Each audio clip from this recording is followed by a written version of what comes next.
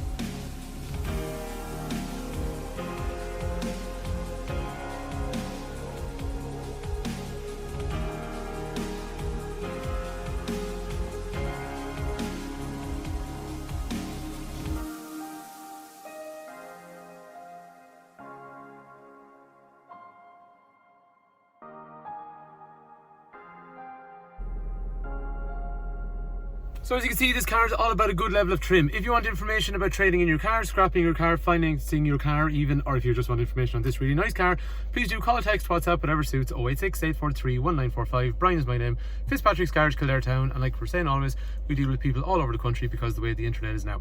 Anyway, let's get started by having a look at the features that are on the outside of the car. This car is what's called a polished metal colour. I think it's a classy looking colour and it looks really well with the chrome that's on the car. There's some nice distinguishing features on the front because, as we were saying, this is the premium specification. So the first thing that stands out is you got these nice daytime running lights, which are an LED, which are standard in all Civics, but you got light washers on the premium, you got dipped LED headlights, full LED headlights, and this big long strip as your indicator, which is unique to the premium. And also down through here then there's even LED front fog lights. There is a silver nose on the front of the car, which is unique to the saloon version. You have a light diamond cut alloy wheel, there's some nice chrome door handles, and there's also chrome around the windows as well. The wheels, as we were saying, is a nice diamond cut finish. What I mean by that is, if you look at them closely, they're nice and shiny and reflective, and it looks really well on a sunny day or under artificial light. The rear end of this saloon, really nice looking, and you know what I really love about these? It's a really unique rear end. When somebody's behind you at night time with those massive tail lights, it's like no other car on the road. They have these big LED strips built into the tail lights and they make it look unique, and I think it looks pretty classy as well, and I like the shape of the rear of the car. One other thing on this car as well, it's got some unique features. This one has privacy glass, which is not standard on these cars. And look at the mud flaps. They're actually colour coded. They're the same colour as the car. Something small, but it just finishes off the car nicely. Because this is premium then, it also has a tilt and slide sunroof. Something small again, but it's actually getting pretty rare on cars these days. So I think that's quite nice. And the smart key then has the ability to actually lock the doors, lock the windows of the car, and retract them when you're outside the car. And the other thing it can do is it can also help switch on and off the lights as well. The key is also smart from the point of view of entry. So if you put it in your pocket, if you walk up, watch my hand when I go in, you hear the click, that means it's unlocked, I can access the car. Or similarly, when I'm finished getting out of the car, I can just press this wee button on the left and it locks the car for me. The other thing in this car as well is there's going to be parking sensors that are on the front of the car, and you're also going to find parking sensors on the rear of the car as well. And we'll see actually when we get into the car as well, there's going to be a reverse camera that goes with them as well. And one other thing I forgot to say, from the key you can pop the boot open, and the boot's a little bit longer than the hatchback version. The previous owner had a boot mat put into it, which is really handy because it really saves the floor underneath, and this is exactly the condition that the car was traded in, and I'll talk about that a little bit further in a while. One other thing on the saloon, you can actually drop the seats down, so it allows you, if you've got something like a bicycle or something awkward, you can load it into the back of the saloon car, which actually in a lot of cars can be normally a problem in saloons. Anyway, let's go for a drive in the car. So because it's a premium, I have a push button instead of a key to start the car. The start up sequence kicks in. And then there is such a nice gearbox. We're going to see that in a while as we're driving the car. It's really nice and easy to use. The drive we're going to do is just a bit of a lap around, an urban sort of lap, and then it goes out into the countryside as well. But as I was saying to you, the gearbox is really nice to use. Actually, one thing I noticed when I was driving this car, there was a man that had it, which is one owner from new.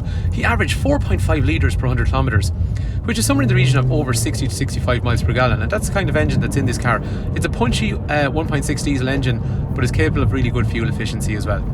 In terms of when you're cruising in the car, there's some nice features on the car. So it even tells you things like the current speed zone you're in, and you can actually ask the car to limit your speed. So every time it sees a speed zone, it actually slows you down to the appropriate speed. And there's also cruise control, and there's also lane keep assist. The cruise control is really handy because it actually follows the car in front. When they slow down, you slow down as well. And there's lane keep assist. We're going to have a look at that in a while when we get the conditions right, just they don't work on this particular part of the road. The trip computer in here, average speed, fuel efficiency, how much fuel is left in the tank, all the kind of information that you need on a car. And then after that, you have some other nice features, which are things like the headlights, which we talked about being LED, but they're also automated. So you'll see over here, they actually come on themselves at night time, and they dip when they meet traffic. And the wipers are also completely automated, so when it rains, they come on themselves. One thing I like about driving this car, I love shifting down, up and down through the gears. It's really satisfying. Every motoring journalist I think that's read or written about these cars, they've always commented on the gear change, and it is really nice. But you'll see yourself when you come to drive the car. The engine, like we're saying, it's super frugal, but in fairness, it actually has 300 newton meters of torque. So when you put your foot down, there's actually a good bit of power. You see here in third gear, from 40 kilometers upward to 70 kilometers an hour, flooring the car, it pulls along really, really nicely. And the other thing about Civic chassis as well, they have independent suspension in the front and the back of the car. So that means each corner is doing its own thing and making its own adjustments. And it sits slowly in a back road like this. It's nice and smooth, it goes through the bumps. And what's good about that is it actually makes you feel confident when you're driving your car. If you're on a back road and you need to push it on a bit, it's quite enjoyable when you have confidence in the car because you know it's going to be predictable in how it behaves. But like we were saying to you then, when you need a bit of power, you put your foot down and there's a good torquey engine underneath you as well. So that's really, really nice. One thing that's actually worth pointing out, this car, when I did the video and took the pictures, this is how the car came into us. The man that used to own it is related to one of the employees here in the garage, and he did an absolutely astounding job of looking after it. He's super fussy. Every car we traded in from him has been in excellent condition, and this is the exact same. And it has a full service history with the garage here as well. So you can be really confident on a car like this. It's been a well looked after example. As we said already, the car does have a lane keeping function, and on these roads it's not going to be useful.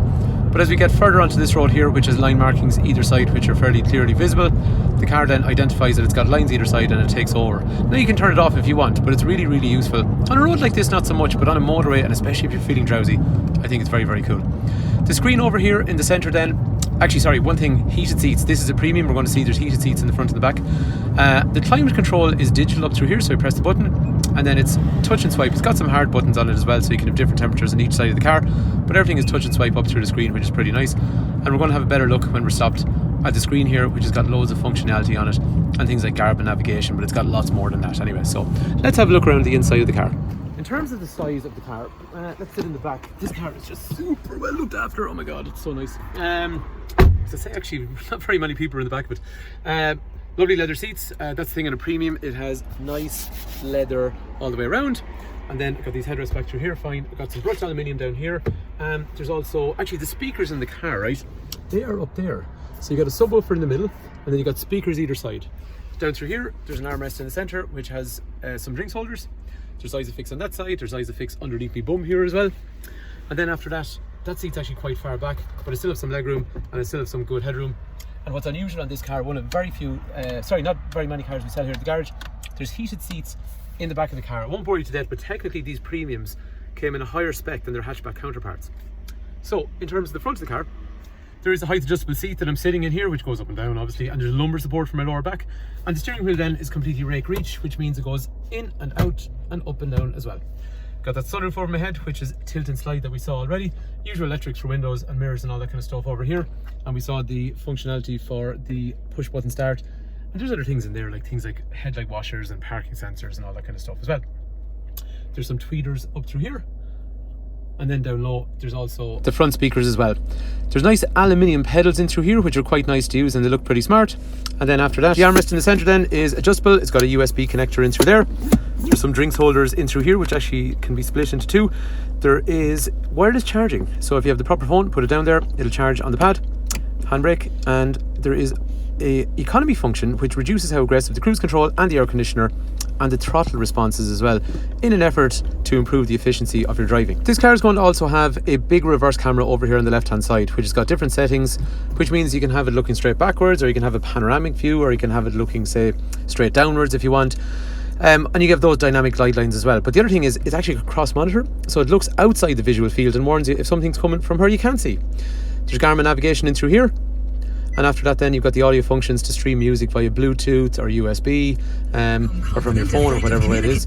And then after that there's the usual functions, phone, trip information, but smartphone connection is Android Auto or Apple CarPlay, which allows you to use Google Maps from your Android or Apple device, and it also allows all the apps like Spotify and WhatsApp to operate on the radio itself. And in terms of safety, like what we saw already, there's all those driver assists and there's the automatic lights and wipers and all that kind of stuff as well.